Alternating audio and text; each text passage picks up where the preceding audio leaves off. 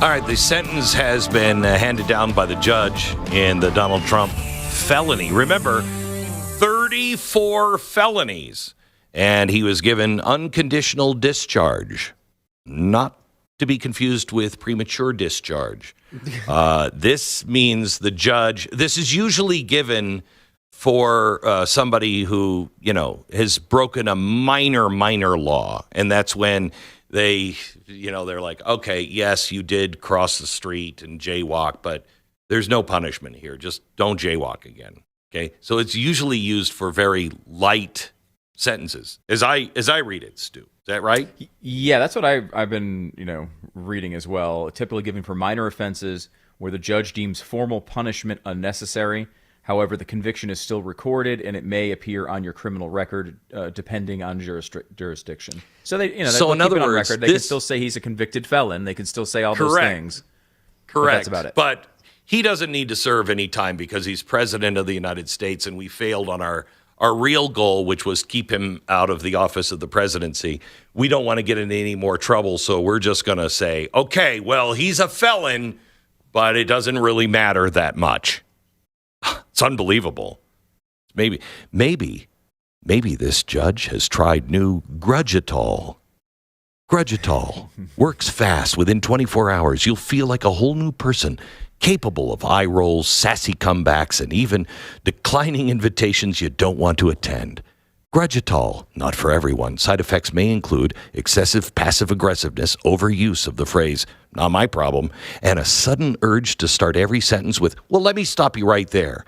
Some patients reported being too good at holding grudges and refusing to forgive minor transgressions like spilling salsa on the carpet. Ask your therapist if Grudgeatol is right for you. Remember, it's your boundaries. It's your rules. Grudgeatol.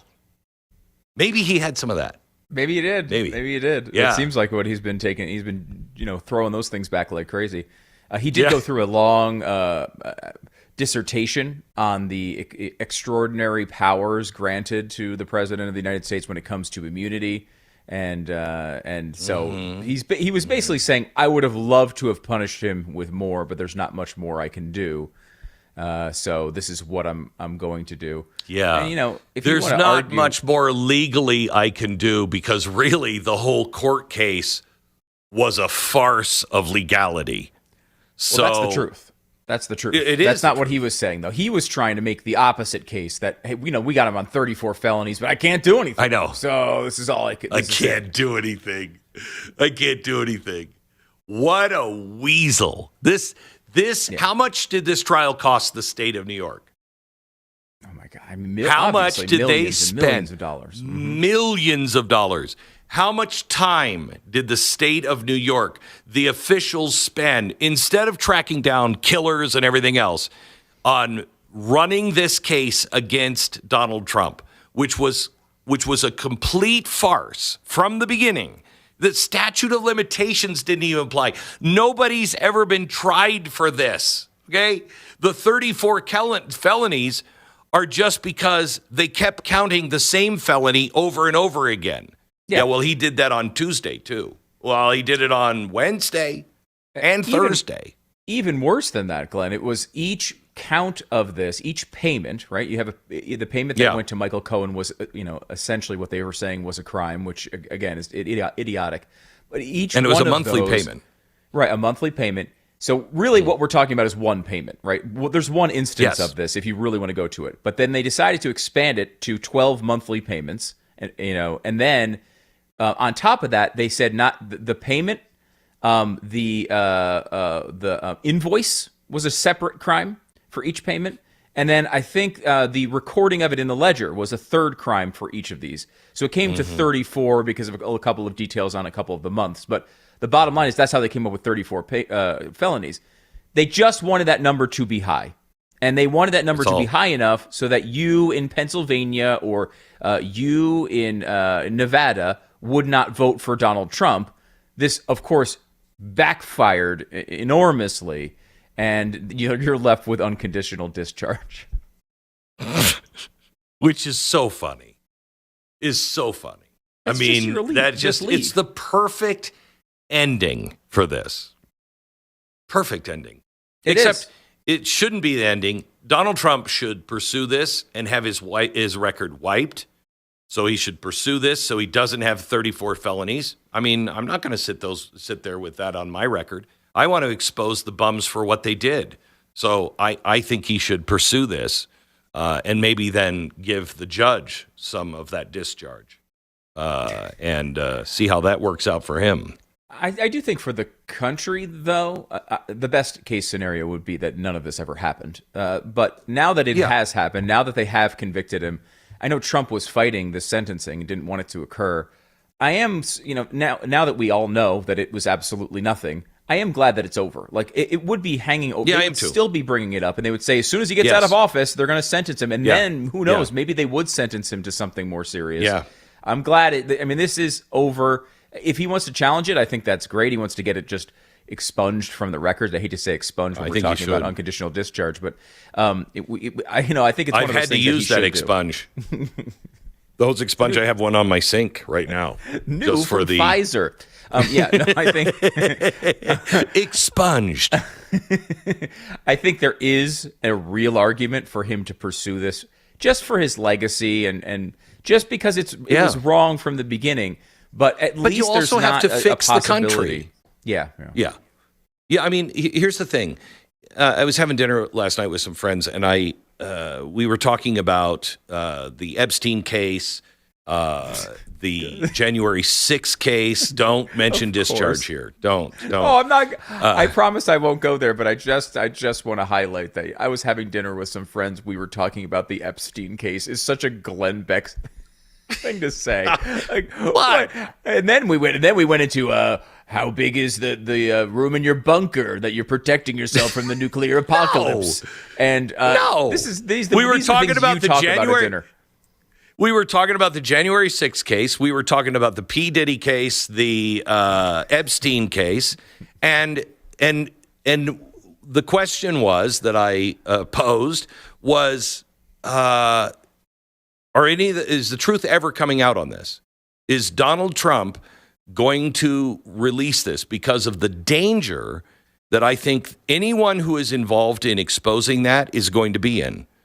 I mean, this is Jason Bourne level stuff, to where you've got all of these names of the most powerful people on earth. Epstein did not kill himself.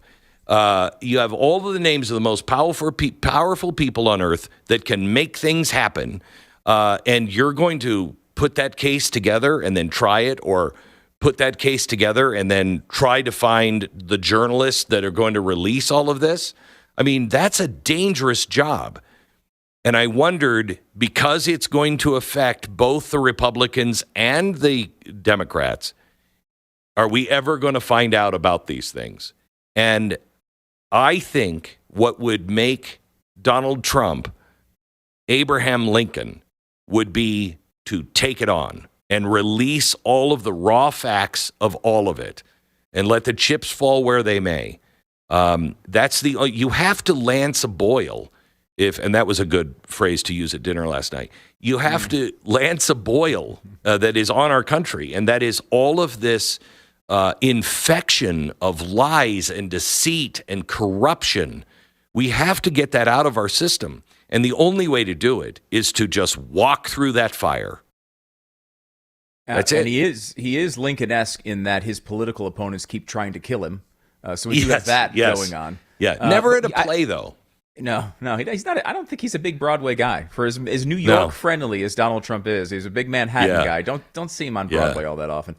Do you think he'll do this? Because I mean, look, it's something he's promised, right? I mean, he ran during the campaign. I would say it was his most prominent promise, but he's run on releasing all this stuff and being that transparent president we were promised back in the days of Barack Obama and never received. He wants to get all this stuff out there. He says he was going to. Now, I know he said that about Kennedy in the first term, and then some stuff comes up. And so that's what I wonder at this point, whether that sort of thing will be what we see here. Because you're right. There's a lot of people he knows, were involved in this. Not all his enemies either. I mean, like, I don't think it's, that's the thing. I think if Donald Trump is really truly wants to be the transformative president, part of transforming our nation is resetting it on truth. And so you have to expose all of those lies. So it can't be, and I'm not sure Donald Trump is the one that says, hey, I'm going to protect you because, you're a friend of mine. I think he's the type that would look at it and go, how much trouble is this going to cost? Will it be worth it? Because that will just cause turmoil like crazy all over the world. Will it be worth it in the end? I believe it is, because truth has to be restored, and we have to know who the bad guys are. I mean, if this P. Diddy stuff is happening in Hollywood, we went after, with the Me Too movement, we went after people, and we got Harvey Weinstein out. Now, why didn't we get P. Diddy out? Why didn't we get other people out? Weinstein was just the one that everybody targeted, and they did get a couple, but we haven't cleaned that out. Why were we willing to take on that? Why were people brave enough to step up and say, this is what's going on with Weinstein? Because we were all disgusted by it.